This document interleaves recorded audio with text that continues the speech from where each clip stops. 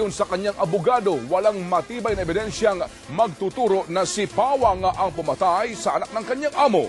Exclusive mula Kuwait, nagpapatrol, Maxi Santiago. Kung pagbabasihan ang case report at ebidensyang nakalap ng mga otoridad sa pinangyarihan ng krimen, wala umanong sapat na katibayang magdidiin na pinatay ng Pinay na si Jacatia Pawa, ang 20 taong gulang na anak ng kanyang amo. Ayon sa abogado ni Pawa na si Alcatan, wala raw nakitang anumang bakas ng Pinay sa crime scene. Maging ang 2 kutsilyo na na-recover at ang gloves na ginamit umano niya, walang fingerprints ni Jacatia. Wala ring makitang motibo para patayin ni Jacatia ang biktima, lalo na't 5 taon na siyang nagtratrabaho bilang kasambahay ng pamilya Al-Naki. She was very good housekeeper.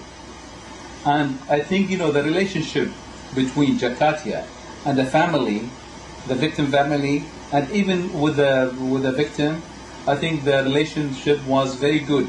Giit naman ng kapatid niyang si Maha, hindi magagawa ni Jacatia ang krimen, bagamat inamin niyang masama ang loob ng kapatid dahil hindi siya pinauwi sa Pilipinas nang mamatay ang kanilang ama. Maging ang kapatid sa Zamboanga del Norte nanlulumo sa sinapit ni Jacatia. Masakit sa amin na gano'n nangyari, na hindi namin akalain na mangyari.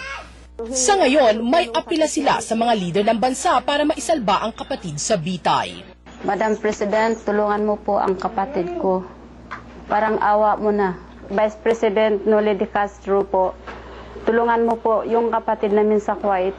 Nangako naman ang Embahada ng Pilipinas sa Kuwait na gagawin ang lahat ng kanilang makakaya para mailigtas si Jacatia. Gayon din si May Vecina, ang isa pang OFW na kasalukuyang nasa death row. Maxi Santiago, Patrol ng Pilipino, Kuwait. Patay ang isang construction worker matapos bumigay ang scaffolding ng ginagawang bahagi ng Trinoma Mall sa Quezon City. Comatose naman ang isa pang trabahador habang 3 ang sugatan. Nagpapatrol Gretchen Malalag. Dito sa second floor ng parking lot sa Mindanao Avenue ng Trinoma Mall, nagpipintura sina Lionel Ortiz, Rafael Tala, Romel Panuelas, Romel Ricamera at Juan de Mariano. Nang biglang bumigay ang pinagpapatungan nilang kahoy. Nahulog sila mula sa taas na mahigit 15 talampakan kaninang 1:30 ng hapon. Agad na isinugod ang 5 sa ospital. Pero hindi na umabot ang 35 anyos na si De Mariano, bagay na di matanggap ng kanyang asawa. Hindi ko akalain mangyayari sa amin dahil may anak pa kami maliit. Buntis pa ako.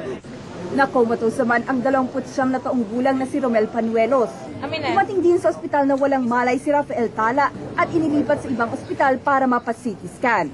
Nagtamo ng iba-ibang fracture sa katawan si Lionel Ortiz. Maswerte namang nagalusan lamang si Romel Ricamera at pinauwi na agad. Ayon sa Ayala Land, sasagutin ng kanilang contractor na GenColor ang anumang gastusin. Ang GenColor ang employer ng mga trabador at nangakong magbibigay pa ng dagdag na tulong sa pamilya ng mga biktima.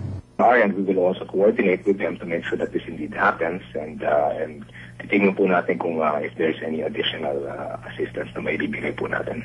Hindi naman naging maganda ang pakikitungo ng mga security guard ng Trinoma Mall sa media. Kitang-kita pa sa videong ito ang ginawi ng isang security guard nila.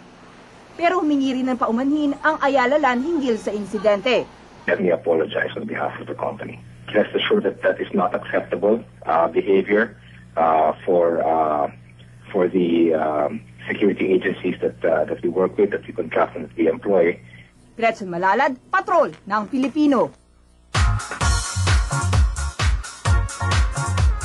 Sinagot na ni Judy Ann Santos ang intriga sa kanila ni Claudine Barreto, pero mas excited siya sa nakatakdang pagpapalabas ng kanyang unang indie film na Ploning. Nagpapatrol, Ginger Conejero. Ibinuhos ni Judy Ann Santos ang kanyang panahon sa bagong indie film na Ploning ng first-time director na si Dante Garcia.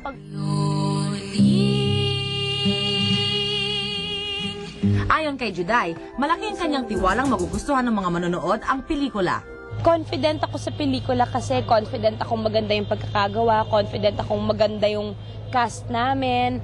At saka malaki ang tiwala ko kasi yung storya naman talaga ang magdadala. Aminado si Juday na hindi naging madali ang pagproproduce niya ng pelikula, pero hindi raw siya umatras sa proyekto. Marami kasi yung una dito sa pelikulang to na hindi ko naman hindi ko naranasan sa ibang produksyon. So nakakatuwa lang na, 'di ba, parang ibang produksyon pa yung nag-gamble para sa birthday ko. Hindi naman kami nawalan ng tiwala sa mga sarili namin at sa Diyos na kaya naman namin talaga itong tapusin. Siguro binigyan lang kami ng trial nung time na yon. Hindi rin nakaligtas si Juday sa pagkukumpara sa kanilang dalawa ni Claudine Barreto. Una nang inintriga ang dalawa sa summer cover shoot ng Preview Magazine kung saan nag-iwasan daw sila. Bagay na itinanggi ni Juday. Ha? Hindi! Wala kaming isong ganun. Hindi talaga kami magkakasama. Kasi ang tight ng schedules namin lahat. Pero wala namang issue sa aming apat na hindi kami magsasama-sama. Ayon kay Juday, hindi dapat lagyan ng mali siya ang pagkukumpara sa kanila bilang modern-day version ni Nora Honor at Vilma Santos. Siguro hindi na yata mawawala yan, pero sabi nga nila lahat naman ng klaseng competition is healthy competition. So, tawa na lang and thank you na lang kasi hanggang ngayon pinag-uusapan pa rin kaming dalawa. Ginger Conejero, Patrol ng Pilipino.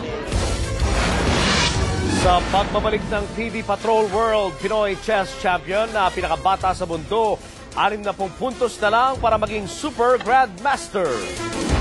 Cameraman ng Reuters patay habang nagko-cover ng giyera sa Gaza. 18 iba pa patay din. At Claudine Barreto nagdasal muna bago sumabak sa shooting ng siniseryeng Maligno.